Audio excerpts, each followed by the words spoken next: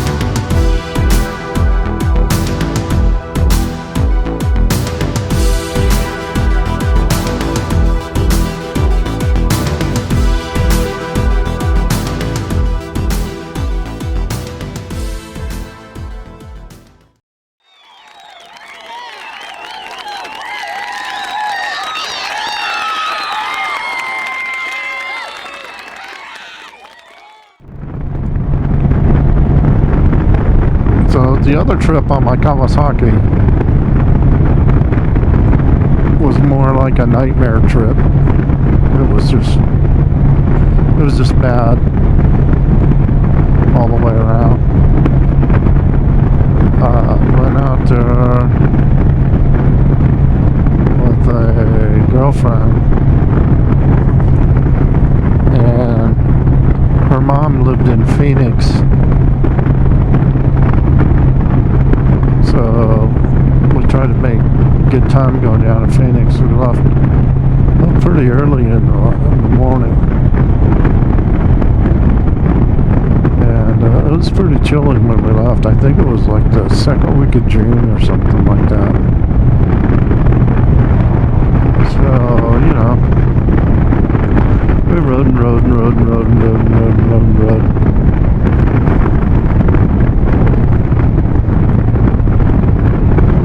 And finally, I needed a rest. And it was starting to get dark. So, you know, we had gone through, on the first day we made it through Winslow, Arizona. You know the song. Standing on a corner in Winslow, Arizona, I'm such a fine sight to see. There's a girl, my lord, in a flatbed Ford, slowing down to take a look at me.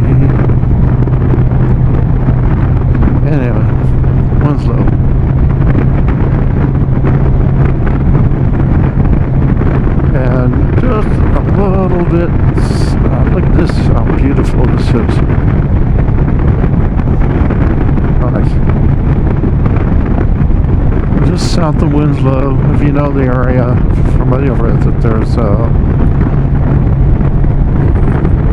a crater where a meteor hit the Earth, and this crater is huge. I forget how far across it is at the top.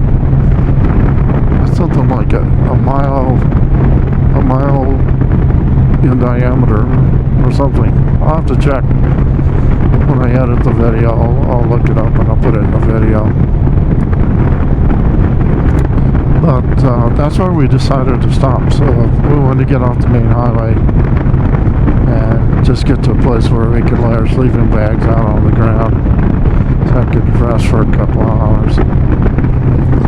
So we stopped on Crater Meteor Road, got the sleeping bags out, just kind of starting to settle in a little bit, and I heard something out in the bushes, something that was kind of scratching at the ground, or a noise like that, like if you took a branch or something and you scratched it on the ground. That's the noise that I heard. So I thought maybe it was an animal or something, like a coyote or who knows. So I picked up a handful of rocks and gravel and I threw it out there. And so then I didn't hear the noise for a little while. We're just, again, trying to settle in, take it easy, get some rest. And the next thing you know, we hear this voice, this small voice out there. Help me, I'm lost. I don't know where I am, please help me. And you could tell it was a really phony voice, and you know, it was just somebody that was messing with us. And so I told my girlfriend, let's get the hell out of here, you know, let's just go. Jump on the bike, let's leave the bags, leave everything. I'll come back later and pick it up when the sun's up. This is like, you know, 2-3 o'clock in the morning. And then the voice started getting closer. Help me, I'm lost, I need help. Did not sound like anybody that was really in trouble. It sounded like somebody that was pretending like they were in trouble. And, you know, if they're doing that, what are they going to do next? We jump on the bike, and I started going up a little hill, and it was really soft dirt. And the bike tipped over. And when I tipped it over, I inadvertently hit the kill switch on the handlebars, and I couldn't get it to start. I didn't know that I'd hit the kill switch. And then she remembered that I told her one time that I did the same thing, that I'd hit the kill switch, and I forgot that I turned it off the kill switch and I couldn't get it to start. So she saw the kill switch and she flipped it back on, and we got the bike started and got the hell out of there. So we thought, well, you know, what should we do? So we go back to Winslow, we go to the sheriff's office, and we tell them about this. And of course they think we're just a couple of stupid kids. Probably we were. And they weren't going to do anything, so we hop on the bike, we go back out there, get our sleeping bags and get our stuff back together again, because by now the sun's up. And I haven't rested at all. From all that excitement. So I thought, well, I'm going to just drive around and take a look and see if we see any cars or whatever we may find there. So we pull up this on this road, and there's a little hill. Behind the hill, there's a guy that's parked in like a Jeep. And pulled up to the Jeep and looked inside the Jeep, and then I could see this guy was in the Jeep, and hanging in a rack in the back he had a 45 in the holster, and his arm was right next to it. And so that's when we decided to get the hell out of there the second time. It was probably the same guy that was playing with us out in the desert.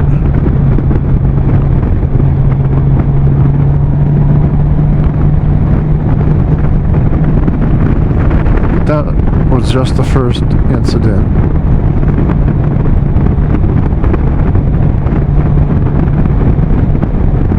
Okay, there's a local behind me now.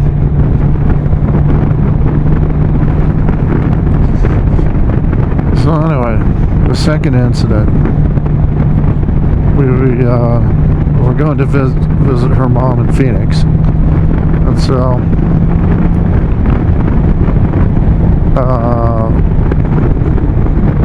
the route that we'd chosen to go through Flagstaff. I let this guy go by. And Flagstaff's pretty nice little town. The thing I remember about Flagstaff is all the pine trees. And so I don't know how far it is from Flagstaff to Phoenix, but Flagstaff's kind of like a mountain town, you know. It's got some elevation, much cooler. And so, you know, we're out on the road, and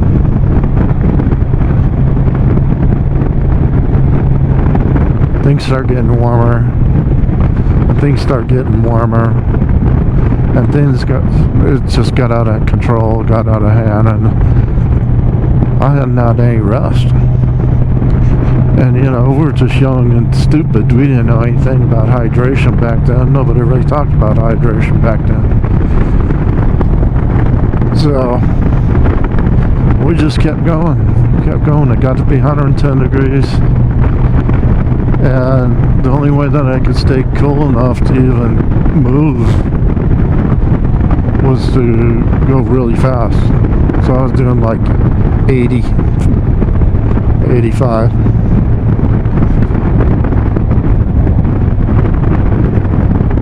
And I told my girlfriend, I said, you know, I can't keep going like this. Eventually, I think I came pretty close to having a heat stroke. And so finally, we pulled over and we go into this bar so I could get a glass of water. And when we went into the bar, I hallucinated that there was a guy sitting outside the bar selling oranges. I told her, we should just get some of those oranges, and you know, that'll make me feel better. She just looked at me really weird. And then later on, we went back on the road, I hallucinated that there was a brick wall right in front of me. Why wouldn't she stop? She said, look, we're almost to Phoenix. Just keep going. I'll pay for whatever tickets you get. If you get pulled over, I'll pay for the ticket. Just go as fast as you think you can to keep yourself cool. So that's what we did. Did not get pulled over, and we made it into Phoenix. If I was to ever do that drive again, I would not do it in the daytime, because I'm lucky to have survived that, apart from all the drama out there.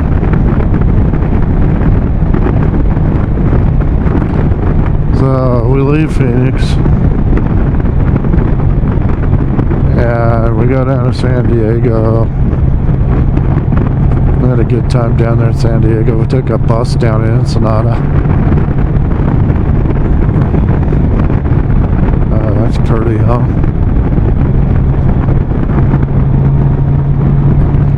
We took a bus down to Ensenada, and then back up to San Diego. And then she had friends that lived in LA. and one of them was the drummer in a rock band. And so we go to stay at these guys' house, and there's like 6 or 7 people living in the house. They were an up-and-coming rock band, let's say. Anyway, we stayed the night in Los Angeles, and they didn't want her to leave, so and we were supposed to get back on the bike and ride back home on Friday night, Saturday, and so they didn't want her to leave. The next morning we loaded up the bike, got everything ready to go, and I started backing it out of their driveway, and one of her so-called friends had put a nail in the back tire just so she could stay another day. So one of her friends helped me take the wheel off and take it into the bike shop. Of course, we lost a whole day. So, but I had to be back to work on Monday, and this was Saturday afternoon. So we jump on the bike, and we rode and rode and rode and rode. We rode from LA, and we made it back to Flagstaff. And I said, hey, I gotta have a rest. I mean, I need to stop and have a cup of coffee or something, because we had driven nonstop from Los Angeles to Flagstaff. So we stopped for about 45 minutes, hour in Flagstaff. We jump back on the bike and we ride. We ride all night long.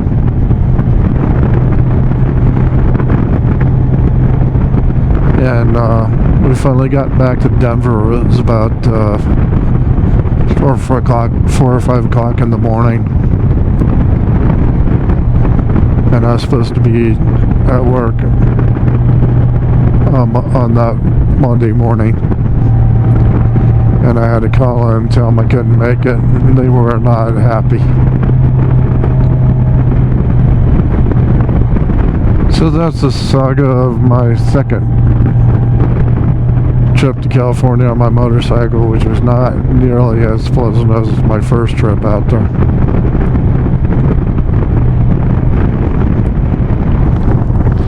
We didn't stay together much longer after that.